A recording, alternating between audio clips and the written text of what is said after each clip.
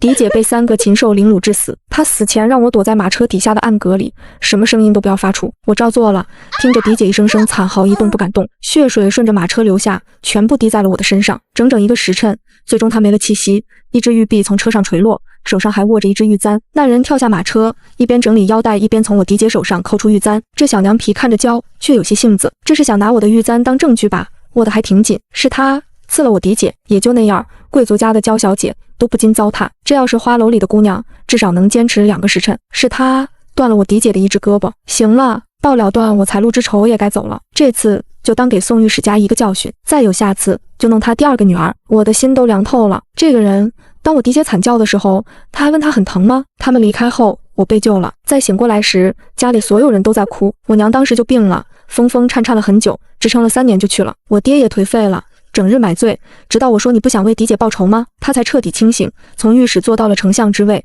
但仍然没有查清是谁动的手。而我今年已经15岁了，圣上下旨将我许给了临安侯为妻，我没有反对。临安侯府势力庞大，或许等嫁过去后，可届时查我狄姐死因。我爹听我提议也是同意的。如今不过4年，他已经满头华发，我看着雪中的背影，想着他前几年的意气风发。丫鬟为我披上披风，扶我上了马车，前往宫中。今日皇上新得了一位嫡皇孙，所以高兴地宴请群臣与各府夫人小姐。宴会上，我见到了与自己新定亲的临安侯，端地是一身张好相貌，身姿极是英武，远远见我也是一脸的惊喜之色。我的容貌自是不比狄姐差的，故作娇羞，低下头去。他不知我有病，在狄姐被糟蹋的那个晚上，我便已对男女之事无半点兴趣，甚至是恶心，装的这般小女儿情态，不过是不想让我爹伤心难过而已。宴会上觥筹交错，可我厌恶这种当面一套背后一套的做派，无聊的站起来去欣赏一下宫中雪景，还真的是漂亮的很，尤其是梅花。突然脚下一滑，差点摔倒。这时一只大手扶住我，轻笑一声问没事吧？原来是我那未婚夫。我站了起来，忙回没事儿，多谢侯爷。刚说完，就觉得脚腕一阵的疼，我嘶了一声，皱紧了眉。你是伤了脚腕吧？我扶你坐下来。他的人温文尔雅，又很是温柔。我点了下头，咬牙坐在一边。可是他突然间问我很疼吗？很疼吗？我的心在一瞬间似被冰冻，几乎难以呼吸，几息间才压住了心里的惊恐，化为了兴奋。再抬头，我的神情已经是女儿家的娇态，笑得一脸羞怯。侯爷当真温柔十里，小女子您，郎君可否早些娶我过门？说完之后又十分后悔，马上掩住口，懊恼地说对不起，是我。一着急竟哭了起来。小姐莫哭，回去。我便准备聘礼送入丞相府上。临安侯一脸温柔地看着我，似乎把我当成一个爱慕他又十分心急嫁给他的恋爱脑小女孩。我则害羞地连连点头。宴会后，我被他亲自送归家中。待见到父亲归来，我便让左右退下，力量在瞬间自身体中被抽空。我爹坐在地上，又哭又笑。我爹忙扶起我，你这是怎么了？我激动地说，爹，我找到了杀我狄姐的凶手。什么？是谁？我爹眼睛瞬间通红，急急地询问我情况。我就将宴会之事说了一遍。他有些不信，却说他年少便接任临安侯之位，我们并无交集。我到底哪里得罪了他？我也不知道，这么多年都没有查得出来。但是既然知道3人中有1人是他，那便总会明白的。当然，我还要通过他查出另外2人。他很快便真的来提亲，我爹也同意了。年关时，我便嫁进了侯府。侯府看起来十分富庶，他对我也是很是温柔，我每日都要黏着他，喜欢与他撒娇。他的疑心非常重，我不敢有半点差错。这日我听说他在前院接待客人，就直接跑了过去，结果看到是2位都是书生打扮的男人，一个面上有疤，一个则看着非常和善。他头上有一只别致的玉簪，4年前他通身染上狄姐的血。侯爷，妾身不知你有外客人，扰了你的事儿，这就回去领罚去。说完又吐了下舌头说，但来了都来了，侯爷不介绍一下2位客人，免得妾身以后都不知道他们身份发生点什么误会。调皮，临安侯爷与我介绍，说是这2位是他的好朋友，而他们都站起身与我行礼。找到了，就是这2个人。我的手都直颤，可是表面的笑容不变，直接就做了个鬼脸出去了。但我没急着去报讯，急了容易被这些老狐狸抓住把柄。回到了自己的房间，装成心情十分不好的样子，打骂丫头和婆子们。临安侯回来竟然一反常态地掐着我下巴，我是不是讲过不许进前院，为何不听？还是夫人你有别的心思？我知他是怀疑了，马上说我就是有些难受，想你陪着。你便是为了那些个朋友这般对我吗？临安侯皱了下眉，而我就恶心地呕了起来。孩子按照我的安排下出现了。临安侯怔了一下，马上叫来了大夫给我诊脉。那大夫很肯定地说我怀了孕。他哈哈大笑，赏了众人。你是不是有了孩子便不喜欢我了？我看起来很伤心，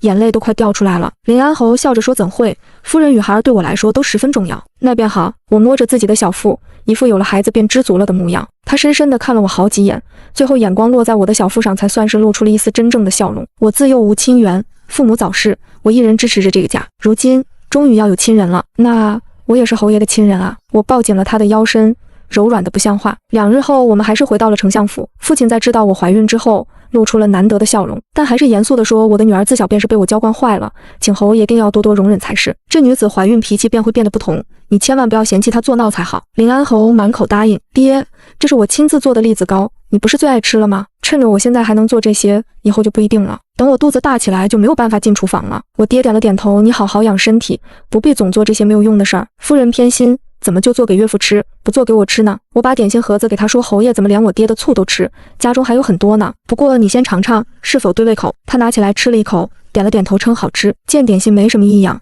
他便没再查了。却不知真正的该怀疑的是用来铺在下方的油纸。因为我怀孕，林安侯对我也是相当信任，有时候连他的书房都可以随意出入。我什么都没动过，只是做了2次恶作剧。他喜欢没有心机、爱他入骨的女人，我就是这样的女人。终于，我爹查到了那2个男人的身份，一个是城外园陵山的土匪头子，常以商人的身份出入京城；另一个则是绿林头头，做的都是杀人的买卖，但是背后的身份是京城末路家族的赵家的嫡次子，也是我嫡姐最初定下的第一门婚事儿。但我复查到这个人不学无术，还背了人命，就直接退了婚。通过2个人的身份，也查到了当年的真相，还有为什么他们会动手报复我的父亲，虐杀我的嫡姐。现在临安侯府的一切来得都不清不白。想到这里，我突然间觉得嘴里吃的东西都让人恶心，这些东西都是所谓的人血馒头，一切的辉煌不过是用如我嫡姐一般人的性命换来的。正在这时，临安侯从外面急匆匆走进来，对着我道：“不好了，阿雪，你爹爹出事儿了。”我马上站起来：“怎么了？我爹爹出了什么事儿？”他马上扶住我说：“莫急，据说是在殿上顶撞皇上，被暂时停了职位，关进大牢，也不知道何时才能放出来。”我颤抖地哭着说：“这要怎么办？侯爷，你有没有办法帮着疏通一下，让我父能不必再受处罚？”他皱了一下眉，最后说：“好，你不必急，我自会想办法的，只是需要一些银钱来打点。可是咱们府上自还有些难处的，我知道父亲的掌家印信在何处，你只管拿去用，这些我也不懂，就只能依靠你了。”我一边说一边哭，他连连安慰就去办了。夜里我又惊又怕，睡得极不安稳，他便给我用了少许迷香，可是我明显感觉到自己差不多是秒睡的，但是很快我又醒了，因为我在这之前用了解药。耳边听着窗口有人在讲话，真是只大肥羊，以前是我狭隘了，还不让你娶她，没有想到一下就吃得饱饱的。等这事儿完了，能不能也让我弄一弄你的女人，和当初折腾她姐姐一样，是那个被我姐推亲的赵公子？不行，为何？我们可是一根绳上的蚂蚱，这你不要忘记了。我听着临安侯半晌没说话，手已经暗自握向了被窝里藏着的刀子。这时却听临安侯冰冷地说：“现在不行，她还怀了我的孩儿，待孩子生下来，你要喜欢便拿去用好了，就知道会这样。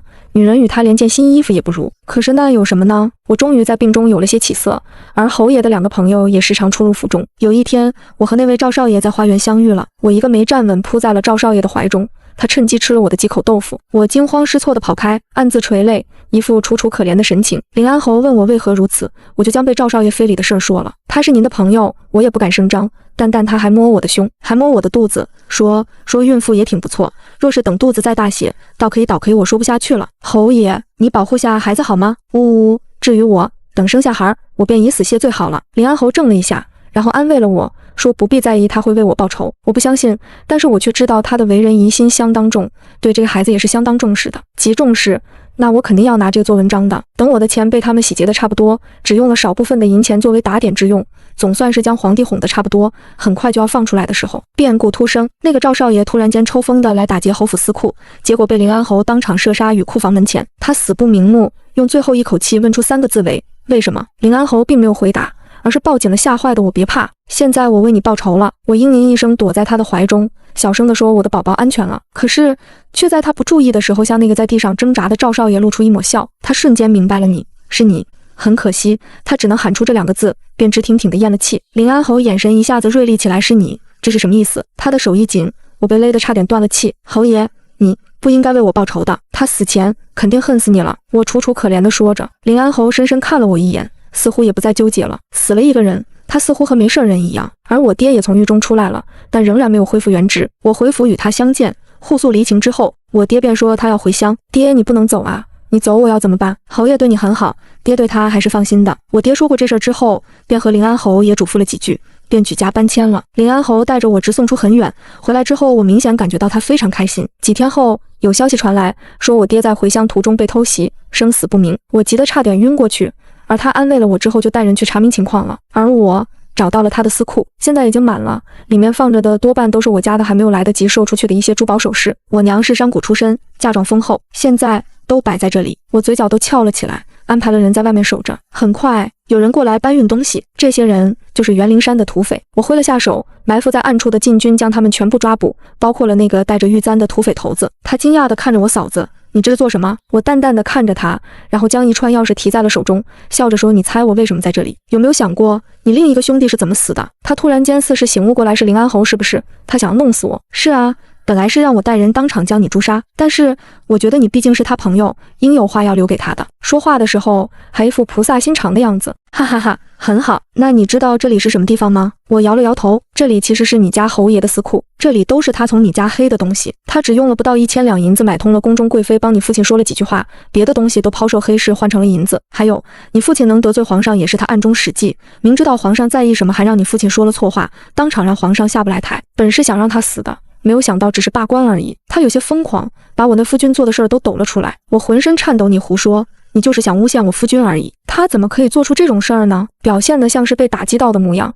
而那个男人继续说，你知道吗？你现在是认贼作夫，知道当年是谁害死你嫡姐的吗？我瞪大了眼睛，你又想胡说什么？那男人一看我被打击得不轻，阴森森地说，因为当年就是他杀了你嫡姐啊，当年我们一起劫了官银，你父差点就查到我们这里了，还为此劫了我们几个堂口。他真的是没有一点隐瞒，把他们所有的罪行都交代了。我静静地听完，然后到空口无凭。我可不相信你说的是真的。他也没在意我态度变了，还说当然有了，我这些兄弟给我作证。其实我们这个山头从一开始就是林安侯一手创建的，而我不过是山中的2把手而已。还有这个私库有一处藏着账本，为我们之间的往来账本，你可以取来看。我让人取来，翻了几页，果然账目繁多。现在你可信了？我们杀你嫡姐时可是3人一起的。闭嘴！我喝了一声，然后对临终躬身施礼到皇上，您听到了吧？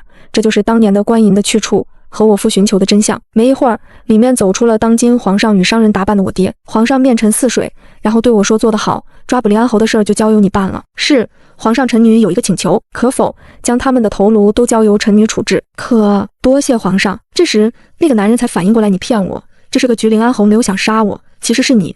我慢慢的走近他，被禁军压着，他没有办法挣扎半分。我爹在后面，到我来吧。不，我来，我知道他们这群禽兽是如何对待我嫡姐的。我爹叹了口气，与皇上一起离开了。现在人证物证都有了，这个男人自然是没有用处了。我自他的头上拔下了玉簪，一下子刺入了他的左眼。你当初对我嫡姐做过什么，我一清二楚。当时我就在马车下面，没有想到吧？我忍了这么多年，就是想报仇。说完，又一下子刺入他的右眼。他嚎叫不止，我嫌弃太吵，让人割了他的舌头，再挑断他的手筋和脚筋。原来你也是怕疼的。当初我嫡姐可没你叫的这么惨呢。这玉簪果然还是沾血的时候最美，尤其是沾着你的血的时候。我整整折磨了他将近半个时辰，等自己累到虚脱的时候，就让人先断了他一臂，然后再将头慢慢的割下来。是的，不是砍，是割。这样即使头离体，他也都还没死。报完了仇，我心中非常的畅快，哼着小曲儿回到了侯府，梳洗换了衣衫，摸着已经凸起的小腹，笑着说，宝宝啊，你父亲马上就要回来了，到时候我要怎么折磨他才好呢？好期待啊。我知道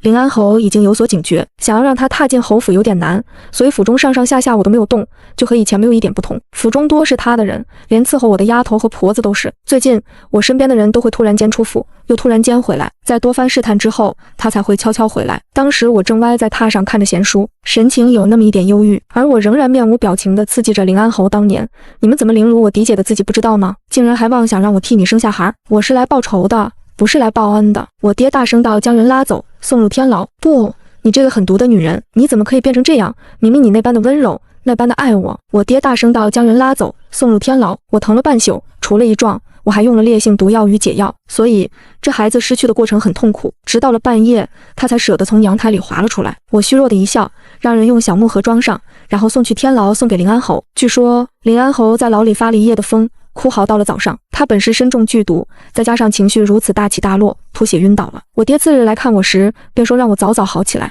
等到审问林安侯时，希望我也能在场。爹，我会好起来的。他摸了摸我的头，现在与我回家吧，这里马上就要被抄家了。不，我要在这里亲眼看到整个侯府没落。他不是一直骄傲地认为自己能把这侯府支撑下来，很自豪吗？也不知被抄了家，他能有何感想？我爹犹豫了一下，让人保护我这里，然后就带人抄家。别看他是个书生，但是这次却没有半点手软。这是仇人家，还是害死很多人的凶手？连朝廷的银子也敢动？外面哭闹声、叫骂声不断。当初没有办法收买过的侯府老人皆被我爹抓住下了大狱，同时赵家也受了牵连，同一时间被另外的人带着抄了家。不到1年的时间，2户豪门望族消失于京城人的视野之中。公审时，我就站在堂下，亲眼看着带着镣铐的林安侯被推上了大堂。他跪在那里，神情颓废，没有之前意气风发的样子。突然间看到了人群中的我，他就这样走进来，脸上仍如过去一般温和。我惊喜异常，一下子就搂住了他的腰。侯爷，你总算回来了，我爹怎么样了？是不是有危险？他紧绷的身体稍稍放松，道对不住，并没有找到他的人，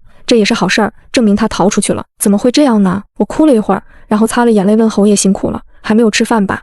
我这就让下人为你准备饭食。夫人不必忙了。他虽然这么说，但仍然疲惫地坐下，用手按着额头。很快饭食被端了进来，林安侯看了一眼这些人，都是以前熟悉的，也是他安排的人，于是安心地坐在桌前进食。我陪着他一起用餐。林安侯见我吃得慢，就问怎么吃得这么慢，不好吃吗？语气中带着一丝怀疑。他的筷子都停了，我都用过了，就是想陪着你用。他放了心，吃下了2大碗饭。饭后用了点茶点，突然间捂住自己的小腹，额上也见了汗。我仍然端着茶在慢悠悠地喝着，淡淡的笑问侯爷这是怎么了？是不是吃多了肚子不舒服？林安侯单膝跪地，指着我咬牙切齿，你下了毒？不可能，明明他们都是府上的老人。我笑了，是啊，都是府上的老人，可是你怎么就能确定他们会100%对你死忠？人总是有弱点的，只要找到逐个击破就是。他们现在都是我的人了。不可能，只用了几天你竟然收买了这么多人，你一直是伪装的。对啊，我一直都是装的。哎，我也是，你不也是吗？娶我不过就是为了我丞相府丰厚的财富而已。我走到了他的面前，然后外面涌进来许多禁军，他们隶属皇上，而个中指挥的人却是我爹。他从外面走了进来，今日他大概是我嫡姐与我娘死后最快乐的一天了。林安侯，你勾结土匪夺取朝上赈灾官银，又设计杀害我长女报仇，还有无数罪名，你等着伏诛吧。林安侯在看到我爹那一瞬间就知道自己输了，苦笑，原来从他嫁与我开始就是你们父女为我挖的坑吗？只是没有想到你竟把唯一的女儿舍出来。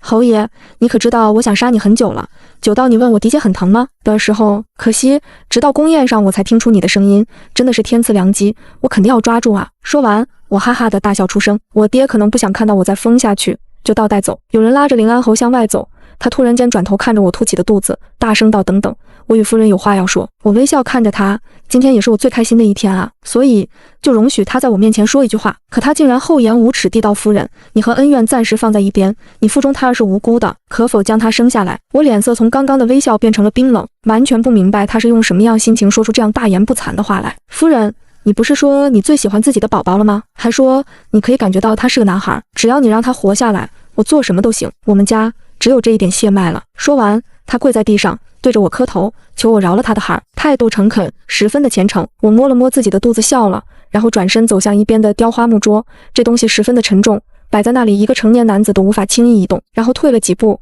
猛地挺着肚子撞了上去，这下极重，我疼得头上的青筋都跳了起来，眼瞧着鲜血染红衣裙，我笑得越发的疯了来啊！看看你还挣扎求生的样子，真疼啊！他好像马上就要离我而去了。来人，快叫大夫过来！而我仍然面无表情地刺激着林安侯，当年你们怎么凌辱我嫡姐的，自己不知道吗？竟然还妄想让我替你生下孩，我是来报仇的，不是来报恩的。我爹大声道，将人拉走，送入天牢。不，你这个狠毒的女人，你怎么可以变成这样？明明你那般的温柔，那般的爱我。我爹大声道，将人拉走，送入天牢。我疼了半宿，除了一撞，我还用了烈性毒药与解药，所以这孩子失去的过程很痛苦，直到了半夜，他才舍得从娘胎里滑了出来。我虚弱的一笑，让人用小木盒装上，然后送去天牢，送给林安侯。据说林安侯在牢里发了一夜的疯，哭嚎到了早上。他本是身中剧毒，再加上情绪如此大起大落，吐血晕倒了。我爹次日来看我时，便说让我早早好起来，等到审问林安侯时，希望我也能在场。爹，我会好起来的。他摸了摸我的头，现在与我回家吧，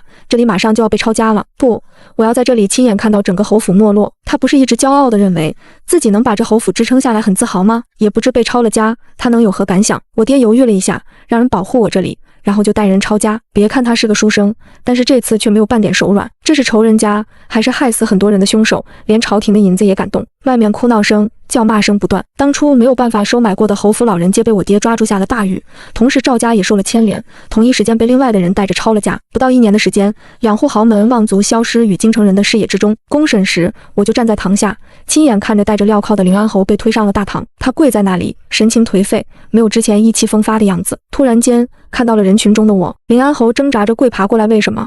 我对你那般好，从来不亏待你。自娶你进门，便连小妾的房门都不曾去过。你到底还有什么不满？竟狠地要杀我的孩？那你是你的孩子，你怎么舍得？你这个毒妇！他这是临死了还想拖我下水，让我以后的人生都非常不幸吧？毕竟别人认为的毒妇，以后会有什么面目面对所有人呢？怕是皇上也会直接把我送到尼姑庵里了却残生。我这人脾气就是倔，以前我不在乎这些，但是林安侯有这种想法后我就变了。我以后肯定会过得幸福的，让他即使是在地狱里也会气得不得安生。当众人让出一条路将我暴露于大众前时，我笔直地站着。宣城13年，你们3个禽兽待人劫朝廷拨下的赈灾银两，致使数万灾民流离失所，最后有2000多人因此丧命。宣城14年，为了阻止我爹查下去，你们在大佛寺山下劫持我嫡姐与我的马车，他怕我受伤，让我吊在车底不可出声。你们当时杀害了我们宋家整整35口人，虐杀我嫡姐，甚至连具完整的尸身都没有给他留。我一口气说完这些，旁边的人都已经义愤填膺起来。我嫡姐当年不过豆蔻年华，年轻貌美，你们这种人